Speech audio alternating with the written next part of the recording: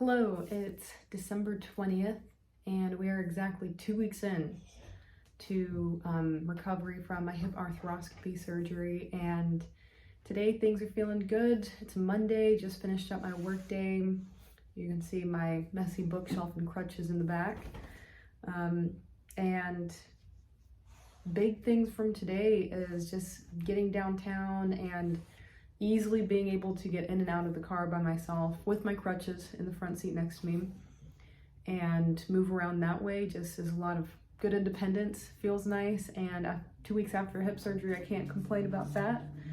And the only thing that was slightly achy were the sutures themselves. There were 3 individual, not sutures, the wounds themselves, because there was nothing bandaging them up.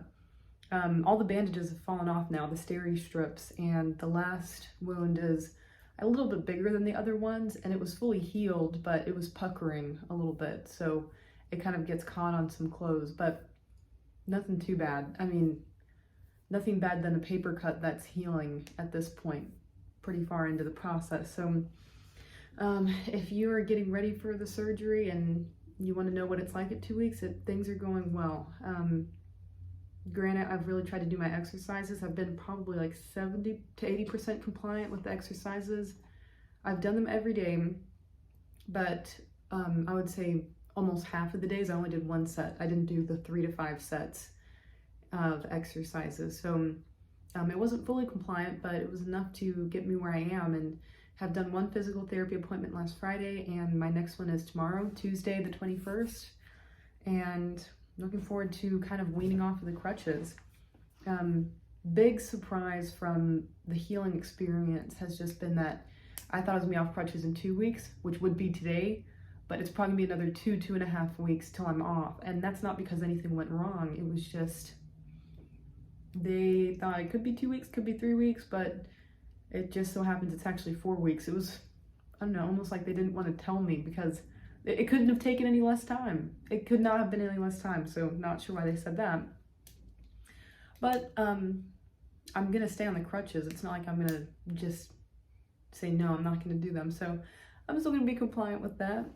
And I figured it'd be a good way to check in today, just thinking of things that I am glad I did, or things I would have done differently or not done. So starting off with the things that I would have done the same or done more of even. I would have continued, if I would have done it all over again, I would have done the jump rope on my right leg like I did. So I did a 30-day jump rope challenge leading up to this, which actually took me 50 days because I can't jump rope every day for 30 days. And I did a lot of those jumps on the right leg, and that made me a lot stronger. It improved my balance so much, I can't even begin to describe it. And I really recommend you doing that if you have the chance, but also strengthening the left leg, because you don't want that one to atrophy. So get that stability, standing on one leg if you can. And one thing I might have even increased or added to that is just some one leg squats, because sitting down on the toilet on my own was kind of like doing a squat on my right leg with my left leg sticking out. And that I did not have as good of balance as just the jumping. So definitely improve balance there. Get fragrance-free wipes. Those are my showers for the first 8 days, so you'll definitely want those, because you don't want ones that have fragrance in them. I would have continued doing these videos. I think they've been a fun little journal and way to keep things on track.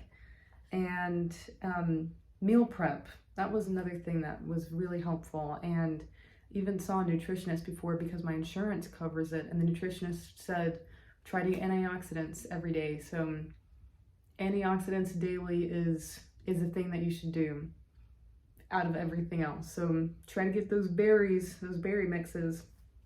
And something I would have wished I would have known beforehand, but that's nothing I would have changed, was just I can consume more calories, because your body literally needs more to heal. And I've been kind of a neurotic calorie counter since 2018, so that was a nice change to not have to worry so much about calories. Running annoying errands before and finishing my Christmas cards. that saved me, because I would have felt really stressed about it afterwards, and I still might have not been able to get to it after the surgery. So instead, they were out the door, don't have to think about them, picked up prescriptions, did everything I needed to do before, and I didn't do everything, but make a list of the important things and try to get them done. And over the past 2 weeks, moving little and often, that's the recommendation from the physical therapist and the doctor. So going on short walks, there's a couple times I pushed it probably only 2 times. But just moving around little and often will keep the circulation up, which is great because I had cankles, so and it was uncomfortable, so I needed to do a little bit more of that. And getting a walker. So I bought a rollator walker from Facebook Marketplace for $50. And it was used, but it was in fine condition. I wasn't going to use it for my whole life, so I only need it for a certain period of time. So I'm really glad I did that, because as my armpits and hands got more and more sore, I could use the walker as a way to get around downstairs, because I'm not going to move up and down the stairs in just an easy, simple, stable way. And that kind of wraps up the list. Everything I can think of that would have done the same. Some things I would have done differently is make sure I use a backpack on day 1. I didn't think about it until the first week was over, and I was holding stuff with my hands and trying to use the crutches at the same time, which led me to falling down once. If I had the backpack, I wouldn't have fallen down, period. So get a backpack, get a grabber, one of those pinchy grabber things. Bending down to pick stuff up was a no-go for the first 4 or 5 days. I just couldn't do it. And it also led me to leaning over too far to try to get something, and it was just painful and probably not good for the healing process. So get a grabber, save yourself the hassle. Beforehand and during, I would have done more meditation and less internet junk, because the things people say online were so terrifying and demoralizing and depressing about the experience that it made me not want to do it. And we'll see how things continue to progress. I hope I can reach my goals in the next 3, 6, 12 months, but reading what people have to say about things that went horribly wrong or exaggerations aren't going to help your recovery process. But yeah, so more meditation instead. Taking more work off. I only took 2 days off, that Monday and Tuesday, and by Wednesday I was back working from my bed and was so out of it and so exhausted. I could not stay awake for a single meeting, but I still wanted to try to work, and so I continued to work Wednesday, Thursday, Friday, and it just sucked the life out of me. So I would have taken the week off. Even though it's a low invasive surgery, just let yourself relax. This was not worth the stress. Let's see, more exercises. Like I said earlier, I only did it once per day some days instead of doing my little circulation exercises where the heel goes up and down, squeezing your quads, squeezing your glutes. So I would have done more of those. Moved the water kettle to my office so I could have coffee in the mornings, because it was just such a hassle to try to get coffee. I just didn't do it at all. Got tea a couple times, but that's it. And drank more water the day before the surgery. This kills me. This would have been the easiest thing to do, and it would have improved my surgery hospital experience the most. Drink enough water well before. I had gotten so busy trying to prep that I didn't drink enough water. I got really dehydrated. Come the morning, they couldn't find my vein, and it was awful. It was so painful. I'm already scared of needles, and so it made the experience just way too intense. Drink the water the day before. And of course I didn't remember to drink water until it was after the period of time I was allowed to. So then I was just like, okay, I guess I'm fasting. Besides that, drink the water.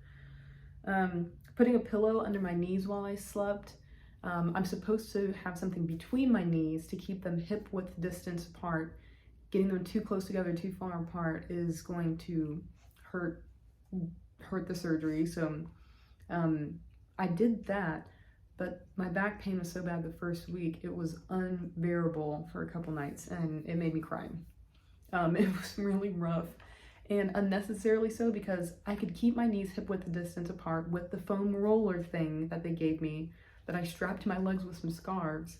But lifting up the knees would have been fine. I could have done that and it would have relieved my back, because after I started doing that, instant fix.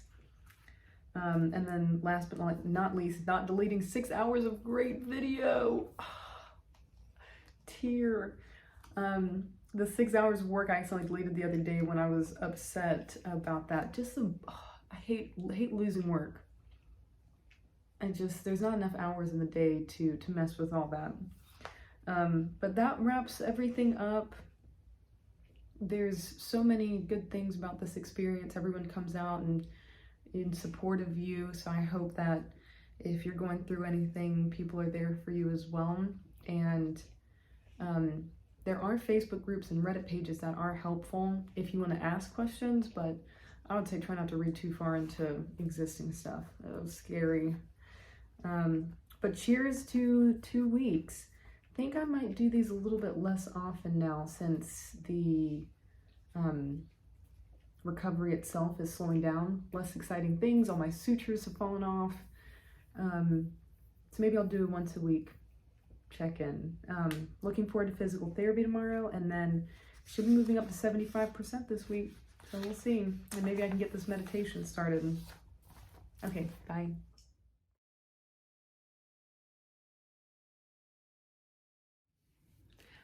Just a couple last thoughts about day 14 before wrapping up. Just finished doing up some cleaning and even put away the laundry. So bending down was actually really easy. Surprisingly, I was really careful though. And let's see, what were the two things? First off, the traction marks.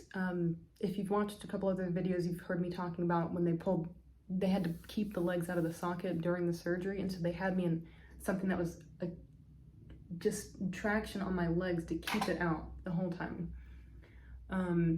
And basically there were these weird smooth spots that I haven't talked about in the videos on my thighs and hip area where they must have had this traction thing held onto, but it was smooth, like it had been buffed. If you've ever used a nail buffer and you're like, wow, that's a shiny nail.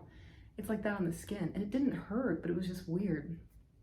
So I didn't know if it was some kind of adhesive, and for 2 weeks it didn't change at all.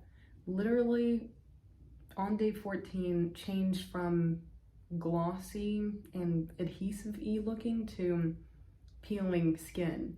So it must have been just traction. So I don't think it was any glue. Must have been just a traction. Now the skin's pretty dry. So it's getting a little bit itchy, and I'll see how it unfolds. Hopefully it doesn't scar too much, because it's flaking pretty good right now. And we'll see what happens with that. But so far so good. So far so good. And this whole thing has felt like some kind of big experiment, from me not working out for years to trying to work out, then being inflamed and torn up, and then getting the surgery and trying to work out before to get strong. And I just finished up one of my favorite books. This is my second time reading it, by Dan Ariely, called The Upside of Irrationality, and he's a behavioral economist, and just a brilliant book. Makes you laugh out loud, makes you lose hope in humanity and then gain it again. This is great. And the book finishes up with a quote from FDR that I love and has definitely made me reflect on this whole experience, which is, the country needs, and unless I mistake its temper, the country demands, bold, persistent experimentation. It is common sense to take a method and try it. If it fails, admit it frankly and try another, but above all, try something. And I just like that a lot, because yeah, I tried working out, it failed. We're experimenting with the surgery and we'll see if I can do it again. And that kind of wraps up week 2.